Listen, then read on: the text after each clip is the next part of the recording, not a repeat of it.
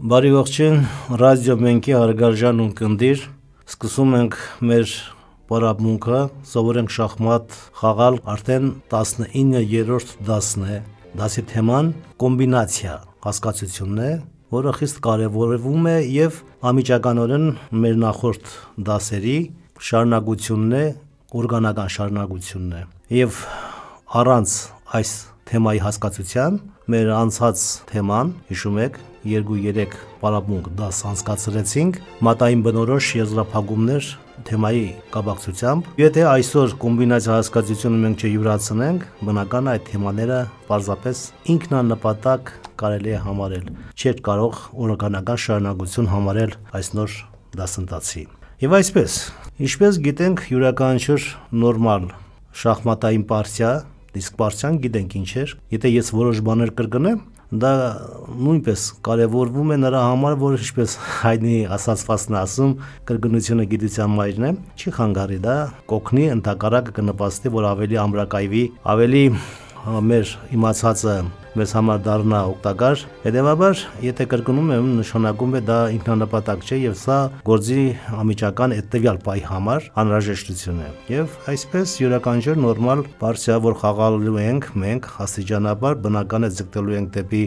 կատարելության, սկզբնագի համար շատ կարևոր է ճիշտ սկսել խաղը, որովհետև եթե ճիշտ չենք սկսում, խալներ ենք թույլ տալիս, ապա կարող է հենց այդ խաղը, այդ պարտիա կոչված հասկացությունը իր բնական վախճանին չարժանանա։ Իսկ բնական վախճան ասելով հասկանում ենք, որ յուրաքանչյուր նորմալ պարտիա 3 փուլից է բաղկացած՝ սկզբնախաղ, միջնախաղ և վերջնախաղ։ Հիշում եք, մենք նաև վերջնախաղից պարզ վերջնախաղեր ենք ուսումնասիրել, թե ինչպես կարելի է վերջնախաղում ունենալով որոշակի նյութական առավելություն, կողմերից մեկը ձգտում է հաղթանակի և հասնում է հաղթանակի, եթե իհարկե մրցակիցը թույլ տա դիրքեր, որտեղ ինքը ոչ ոքի շանսեր ունի, հնարավորություններ ունի, մյուս կողմը կարողանում է դրանից օգտվել, իսկ եթե դիրքեր կան, որտեղ իսկապես հնարավոր է ոչ ոքի հասնել, և եթե չի իմանում ճիշտ պաշտպանություն, բնական է պարտվում է։ Նույնը վերաբերվում է միջնախաղին և սկզբնախաղին, սկզբնախաղ դրա համար թեթևակի ես ասել եմ և դարձյալ էլի կրկնության կարգով ասեմ, որ սկզբնախաղում աշխատում ենք ընդհանրապես զարգացնել խաղաքարերը, ճիշտ լավագույն քայլերը դա համարվում է կենտրոնական զինվորների առաջ մղումը, ապա թեթև խաղաքարերի առաջ մղումը, այսինքն իրենց նախնական դիրքից կենտրոնով ուղղակի դասավորություն, կենտրոնական դաշտերում, որովհետև դրանք հետագայում ավելի մանրամասն կուսումնասիրենք, թե յուրաքանչյուր դաշտ ինչ ստրատեգիական, մարտավարական ինչ կարևոր նշանակություն ունեն։ Հետևաբար սկզբնախաղում աշխատում ենք խաղաքարերը զարգացնելով, արքային նաև ապահովագրել, որովհետև կենտրոնում եթե արքան մնում է, հետևաբար նրա վրա հարձակումը ավելի հեշտ է դառնում, իսկ արդեն մենք խաղի կանոնները ուսումնասիրելիս գիտենք, որ կատարվում է փոխատեղություն, արքան տեղափոխվում է խաղատախտակի կենտրոնից աջ կամ ձախ եզրին մոտ, սովորաբար արքան կարող է փոխատեղումից հետո համապատասխանաբար սպիտակ արքան կանգնի G1 դաշտի վրա, իսկ սևերի արքան G8 կամ էլ C8 և համապատասխանաբար C1 դաշտերի վրա սևերի արքան և սպիտակների արքան, և այստեղ իրենք իրենց ավելի ապահով են զգում, քանի որ հարձակում հենց սկզբնախաղում նրանց վրա դեռ չի նկատվում։ Իսկ հետագայում արդեն 10-ից 15 քայլ հետո խաղի երկրորդ փուլն է սկսվում, որը կոչվում է միջնախաղ։ Միջնախաղը նույնպես շատ կարևոր է և ամենածավալուն բաժինն է շախմատային խաղի, և այստեղ է, որ կիրառվում են բազմաթիվ շախմատային հնարքներ, ինչպես ասում են, մշակվում է ծրագիր, մեծ ծրագիր, դա միջազգային լեզվով ասած ստրատեգիան է, մեր հայերենով դա ռազմավարությունն է, և այդ մեծ ծրագիրը իրականացնելու համար ավելի փոքր ծրագրեր են կոնկրետ իրավիճակից դիրքից ելնելով, դրանք էլ մարտավարական այդ ծրագրերն են, որը այդ մեծ ծրագրի իրականացման բաժիններ են, փոքր դրվագներն են, այդտեղ նաև կիրառվում է մարտավարական հնարքներ, որոնք հետագայում մենք մանրամասն կուսումնասիրենք, այդ մարտավարական հնարքների տիպի մի բան է համարյա կոմբինացիա հասկացությունը։ Մի քանի քայլից բաղկացած իրար հյուսված, իրար հետ խիստ կապակցված քայլերի շարք է, որից հետո ով որ իրականացնում է կոմբինացիան, ձգտում է հասնել բուն նպատակի։ Կոմբինացիան ունի նպատակ, այսինքն առանց նպատակի չեն իրականացնում կոմբինացիա, եւ բացի այդ կոմբինացիան նաև ենթադրում է զոհաբերություն։ Ինչ է զոհաբերություն հասկացությունը, ուրեմն երբ որ որևէ խաղաքար իր արժեքով, իսկ խաղաքարերի արժեքների մասին ենք մենք խոսել, բնական է Թագուհին համարվում է ամենազորը խաղաքարը եւ ամենաարժեքավորը, հիշում եք, միավոր ընտրելով զինվորը, մենք յուրաքանչյուր խաղաքար փորձեցինք արժևորել։ Թագուհին 9 զինվորի արժեք էր համարվում, նավակը 5, ձին եւ փիղը երեքական զինվորներ, մոտավորապես հավասար ուժերի էին եւ կարողանում էինք այս ճանապարհով փոխանակումներ անել։ Բնական է հարաբերականը մնում է ուժի մեջ, որովհետեւ դիրքեր կան, որտեղ մեր խաղացողներս կարողանում ենք այնպես անել, որ մեր ուժեղ խաղաքարը ավելի ուժեղ լինի, կամ հակառակը այդ թագուհի կոչվածը կարող է եւ որոշ դիրքերում այնքան пассив խաղի մեջ ինքը իրեն դրսևորի, որ ավելի ուժեղ նրանից կարող է լինել արժեքով իրենից թույլ, ասենք նավակը, փիղը, ձին, նույնիսկ զինվորը կարող է ավելի ուժեղ դիրքում լինել, քան թագուհին աբարշանոր շախմատիստի օգտագործման դեպքում։ Հետևաբար զոհաբերություն արվում է այն նպատակով, որ բնական է տարբեր նպատակներ կան, հաղթել, առաջին հերթին մատ հայտարարել մրցակցին, զոհաբերություն, երբ ձգտում ես որոշ առավելություն ստանալ, զոհաբերություն են կատարում գծերը բացելու համար, երբեմն դիրքը ուժեղացնելու համար, զոհաբերություններ առաջին հերթին ենթադրում է սկզնագի համար մատ կամ նյութական առավելության հասնելը։ Հետևաբար դրա համար էլ կոմբինացիաներ տարբեր բնույթի են լինում, մի քանի քայլից բաղկացած 3, 4 ավելի հասուն շախմատիստների մոտ կոմբինացիան կարող է բազմաքայլ լինել։ Կոմբինացիաներ են կատարում նաև փրկվելու համար։ Երբեմն հնարավոր է, որ մրցակիցը ավելի զորեղ է, ունի նյութական առավելություն եւ հաղթելու շանսեր։ Դիրքերը ստեղծվում, որտեղ թույլ կողմը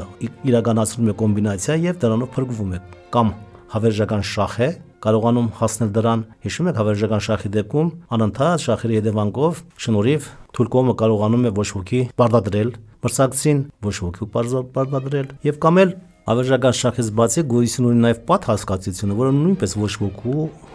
է հանգեցնում, իսկ պատը արդեն մենք նորից կրկնենք, հիշենք, դա այն դիրքն է, երբ մրցակիցներից որևէ մեկը քայլ չունի կատարելու։ Նա ոչ արքայով, ոչ էլ ունեցած խաղաքարից որևէ մեկով հնարավոր կանոնների համապատասխան քայլ չի կարող կատարել։ Սա նույնպես գրանցվում է, արվում է, համարվում է ոչ ոքի։ Կոմբինացիա, որ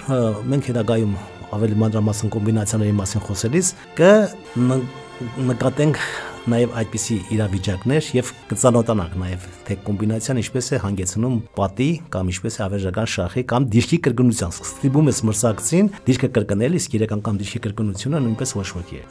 Մի քիչ ծավալվեցինք կոմբինացիայի հասկացության շուրջ, նրա նպատակների հետ կապված։ Հիմա մենք ուղղակի կապենք մեր նախորդ թեմաների հետ, հիշում եք մատային բնորոշ եզրափակումներ, դրանք հենց այնպես մենք չուսումնասիրեցինք, ուղղակի իմացանք, որ եթե քայլի հերթը սպիտակներին է, նրանք մի քայլից կարողանում են մատ անել, օգտագործելով երկու խաղաքարերի, երկու ֆիգուրաների համագործակցությունը, ասենք հիշում եք, թագուհին համագործակցում էր զինվորի հետ եւ կարող էր մատ անել, ձիու հետ համագործակցելով մատ, փղի հետ անկյունագծով համագործակցելով եւ ուղղաձիգով նույնպես հանգեցնել հաղթանակի մատ անել նավակի հետ միասին նույնպես, բայց նաև նշեցինք, որ դրանք վերջնական այն վիճակներն են, երբ որ մենք կարողանում ենք կողմից որևէ մեկը քայլի դեպքում նման համագործակցությամբ մատ անել մրցակցի arkային։ Իսկ դրանից առաջ մի քանի քայլ առաջ բոլորին այդ դիրք է։ Այ մենք այդ դիրքերն ենք հիմա դնելու, ուսումնասիրելու եւ դիրքից նայելով կարող ենք գտնել արդյոք կա մատային մեխանիզմ, կա արդյոք այն մատային եզրափակումը, որ մենք ուսումնասիրեցինք, հիշում եք 12 մատային եզրափակումներ ուսումնասիրեցինք, հիմա մենք դիրքեր դնենք եւ փորձենք այդ դիրքերի մեջ գտնել մեզ ծանոթ արդեն մատային եզրափակումը եւ տեսնենք ինչպես կարելի է հասնել այն վիճակին, երբ որ կողմերից մեկը արդեն իր քայլի դեպքում կարողանում է համագործակցած իրեն 1-2 խաղաքարի օգնությամբ մատ հայտարարել մրցակցին։ Եվ այսպես փորձենք գրանցել Ձեզ մոտ ունեցեք շախմատի խաղատախտակ անպայման, որ կարողանաք նախ խաղատախտակի վրա դիրքը դնել, ապա գրանցել նաև այդ դիրքը գրավոր տետրում գրանցել մի խոսքով, որովհետեւ հետագայում կարողանաք ունենալ ձեր որպես այդ դիրքը մշտապես ձեր համար որպես նյութ։ Հակառակ դեպքում անիմաստ կլինի, հիշողությամբ հիշել այդ բոլորը դժվար է, վաղ թե ուշ կմոռանաք։ Եվ այսպես դիրք սպիտակներ, արքա Ž1, թագուհի Ž4, նավակ A1, զինվորներ F2, Ž2, H2, սևեր, արքա Ž8, թագուհի Դավիթ 8, նավակ Դավիթ 7, զինվորներ F7, Ž7, H7։ Արագորեն կրկնում եմ, սպիտակներ, արքա Ž1, թագուհի Ž4, նավակ A1, զինվորներ F2, Ž2, H2, սևեր, արքա Ž8, թագուհի Դավիթ 8, նավակ Դավիթ 7, զինվորներ F7, Ž7, H7։ Կար ստոք այստեղ մատային մեխանիզմ, մատային եզրափակում, իհարկե կա։ Ինչից ելնելով մենք պետք է կարողանանք իմանալ, որ հնարավոր է այդտեղ մատային եզրափակում, մատային մեխանիզմ։ Առաջին հերթին սևերի, ինչպես նաև սպիտակների արքաները չունեն օդանցք, այսինքն փակ է նրանց ճանապարհը։ Եվ եթե առաջին կամ 8-րդ հորիզոնականից փորձենք նրա եթե որևէ խաղակարգ չլինի բացի արքայից, գրոհենք արքայի վրա, մատ կստացվի, որովհետև օդանցք չկա։ Ահա օգտվելով սևերի արքայի օդանցքի բացակայությունից մատային մեխանիզմ ենք տեսնում սպիտակների քայլի միջոցով։ Դրա համար նախ պետք է ստիպել սևերին, որպեսզի նրանք զիջեն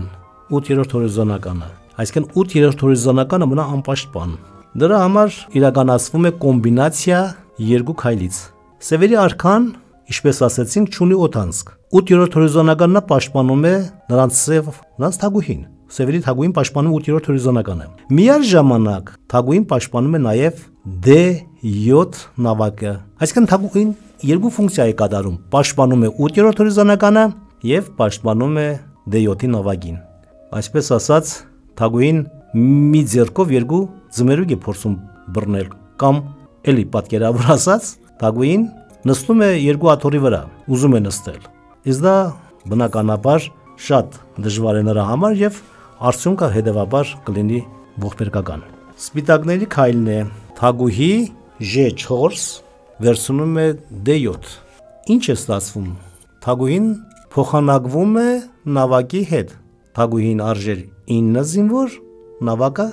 5 զինվոր։ Բնական է սա զոհաբերություն է, քանի որ հավասար փոխանակություն չի իրականացվում։ Սևերը ստիպված են ընդունել զոհաբերությունը, հակառակ դեպքում նրանք պարտությունից խուսափել չեն կարող, որովհետև մի նավակ պակաս բնական է դա, ինչպես մենք հետագայում աստիճանաբար նման դիրքեր կուսումնասիրենք, նավակ պակաս անպայման խաղի վերջը ի օգուտ սպիտակներին է լինելու։ Եվ այսպես սևերի քայլն է թագուհի Դավիթ 8 վերցնում է D7, ընդունվեց զոհաբերությունը։ Ազատվեց 8-րդ հորիզոնականը, նավակը A1-ից ներխուժում է A8, հայտարարում շախ։ Պաշտպանության միակ ելքը փակել գիծը թագուհով։ Թագուհին կարող է մտնել 8-րդ հորիզոնական կամ E8-ից, կամ D8-ից, կամ C8-ից։ Մի խոսքով երեք դեպքում էլ անպաշտպան թագուհի է եւ նավակը վերցնում է երեք դեպքում էլ թագուհուն եւ ստացվում է մատ։ Կոմբինացիա երկու քայլից, որտեղ զոհաբերվեց թագուհին եւ սպիտակները հասան հաղթանակի։ Օգտագործվեց մատային մեխանիզմ սևերի արքայի օդանցք չունենալու պատճառով։ Եվս մի այդպիսի դիրք քննարկենք, որտեղ դարձյալ զոհաբերություն է եւ դարձյալ նույն մատային մեխանիզմն է կիրառվում։ Եվ այսպես սպիտակներ արքա J1, թագուհի J5, նավակներ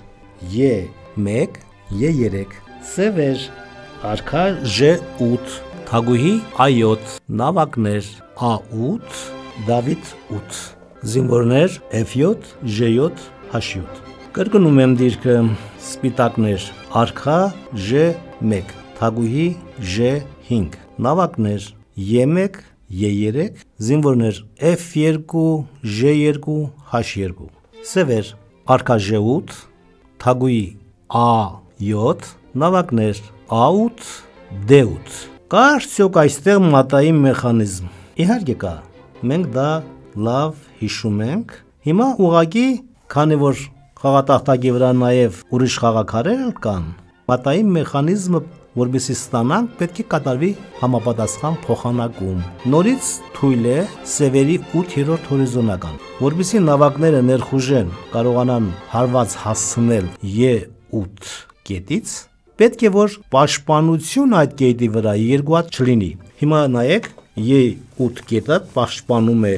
սևերի D8-ի նավակը եւ A8 նավակը։ Բնական է, եթե E1 E8 շախ տանք, հայտարարենք շախ նավակով սպիտակների կողմից, ապա երկու նավակները կզոհվեն եւ մատ չի ստացվի։ Դրա համար իրականացվում է կոմբինացիա։ Սպիտակների առաջին քայլ թագուհի J5 վերցնում է Դավիթ 8։ Դարձյալ զոհաբերություն։ Թագուհին փոխանակվեց նավակի հետ, բայց սա նպատակ ունի։ Հիմա սևերի քայլն է նավակ A8 վերցնում է Դավիթ 8։ Նայենք դիրքը 8-րդ հորիզոնականի թուլությունը ընդգծված է արդեն եւ մեզ հայտնի մատային մեխանիզմը առկա է այլևս։ Նավակ E3, E8 շախ սևերը, նավակ D8 վերցնում է E8, նավակ երկրորդ քայլ E1, E8 մատ։ Ուշադրություն դարձրեք, նավակ ընդամենը ունի սպիտակ կողմը, սևերը թագուհի ունեն, նյութական առավելություն է, բայց պարտվեցին, որովհետև իրականացվեց գեղեցիկ կոմբինացիա։ Սպիտակները հասան հաղթանակի թագուհու զոհաբերությամբ, օգտվելով սևերի 8-րդ հորիզոնականի թուլությունից։ Ուսումնասիրենք մեկ ուրիշ դիրք, որտեղ կիրառվում է մատային մեկ ուրիշ եզրափակում։ Սպիտակներ արքա J1, սպիտակներ արքա J1, թագուհի C2,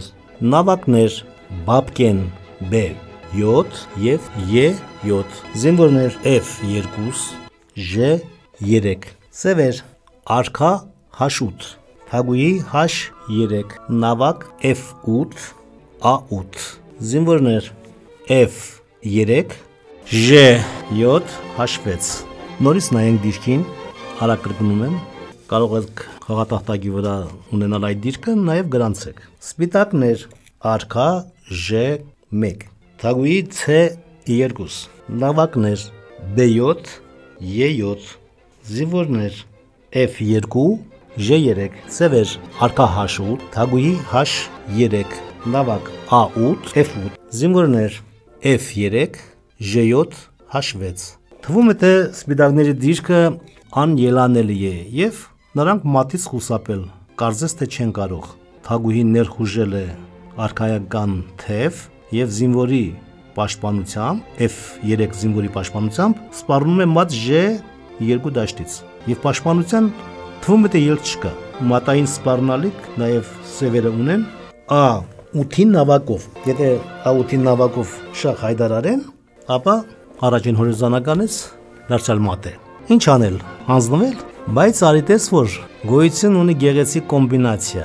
եւ ընդամենը 4 քայլ անց սպիտակները հասնում են հաղթանակի։ Այսինքն արկա է մատային մեխանիզմ, հետևենք այդ գեղեցիկ կոմբինացիային։ Առաջին քայլ թագուհի C2 H7 շախ զոհաբերվում է թագուհին։ Դե բնական է արքան պետք է վերցնի թագուհուն, թագուհի H7-ում է անպաշտպան։ Արքա H8 H7։ Ինչու համար էր այս զոհաբերություն։ Սա տեմպի հարց էր։ Արքային բերում ենք այնպիսի մի դիրք, որ նրա վրա հարձակումը ուղղակի լինի, միջնորդավորված չլինի։ Դա կոչվում է ֆարսիրովնի, տեմպով հարձակում արքայի վրա։ Հետևում է երկու նավակների փոխ օգնությամբ գրոհ, որը կավարտի մատով, ինչպես քիչ հետո կտեսնենք։ Նավակ E7 J7 շախ արքա H7 H8։ Երրորդ քայլ նավակ J7 H7 շախ արքա H8 J8 եւ չորրորդ քայլ նավակ B Բաբկեն 7 J7 մատ։ Իրականացվեց շատ գեղեցիկ կոմբինացիա, նայեք այստեղ նաեւ գեղագիտական բավականություն է պատճառում թագուհու զոհաբերությունը։ Թվում է թե անհնարին է մատից պաշտպանվել, բայց արիտես որ կոմբինացիայի միջոցով ոչ միայն մատից պաշտպանվեցինք, այլև հասանք հաղթանակի։ Կարող եք այս դիրքը ոչ միայն գրանցել ձեզ մոտ, այլև կրկնելով, ինձ թվում է, եթե չգրանցեք էլ այս պահին, այնքան տպավորիչ է, որ կարող եք մտովի հիշել եւ որոշ ժամանակ անց, ժամանակ չկորցնելու առումով, նորից միայն գրանցել, քանի որ դարձյալ հետաքրքիր ուրիշ օրինակ են քննարկելու։ Եվ այսպես, սպիտակներ, արքա J1, թագուհի F4, նավակ F2, զինվորներ F6, սևեր, արքա H8, թագուհի B7, նավակ F8, զինվորներ J6, H7, դիրքը նորից կրկնեմ, սպիտակներ, արքա J1, թագուհի F4, նավակ F2, զինվոր F6, սևեր, արքա H8, թագուհի B7, նավակ F8, զինվորներ B3, F7, J6, H7։ Դիրքին նայելով տեսնում եք, որ սպիտակները նյութական պակասություն ունեն։ Նյութական պակասություն ասելով ինչ նկատի ունենք։ Սպիտակները ունեն ընդամենը 1 զինվոր, սևերը ունեն 4 զինվոր, 3 զինվորի առավելություն։ Եվ թվում է, որ պիտի որ առավելությունը նյութականից բացի համարվի սևերի կողմը, փոխանակումներից հետո նրանք կարող են զինվորներից որևէ մեկը փոխարկել թագուհու եւ հաղթել։ Բայց գեղեցիկ կոմբինացիայի միջոցով սպիտակները կարողանում են հասնել հաղթանակի։ Դիտարկենք այդ կոմբինացիան։ Առաջին քայլ թագուհի F4 H6 սպառնում է զինվորի պաշտպանությամբ մատ J7 դաշտից։ Պաշտպանության միակ եղանակը, միակ ճանապարհը J7-ը պաշտպանելու միակ ճանապարհը սևերի կողմից B2, ապա փոխարկել թագուհու B1-ում եւ հաղթել։ Բայց արյունտես թաքնված մատային մեխանիզմ գոյություն ունի, որը մեզ ծանոթ է նախորդ դասերից։ Երկրորդ քայլ թագուհի H6, H7 շախ զոհաբերվում է թագուհին, արքա H8, H7։ Երրորդ քայլ նավակ F2, H2 մատ։ Մատային մեխանիզմեր մեզ ծանոթ, քանի որ նավակը պաշտպանեց J7 դաշտը ճիշտ է, բայց փակեց արքայի փախուստի ճանապարհը։ Արքան իր քարերով շրջապատված մատ ստացավ։ Դա խեղդուկ, կիսախեղդուկ մատի տեսակ է։ Այն մատերը, երբ արքան ստանում է սեփական խաղաքարերի շրջափակման պատճառով, իրեն փախուստի ճանապարհը սեփական խաղաքարերն են փակում, դրանք կոչվում են խեղդուկ մատեր։ Խեղդուկ մատի գրեթե տեսակ է սա, եւ սպիտակները կարողացան դա իրականացնել գեղեցիկ կոմբինացիայի միջոցով։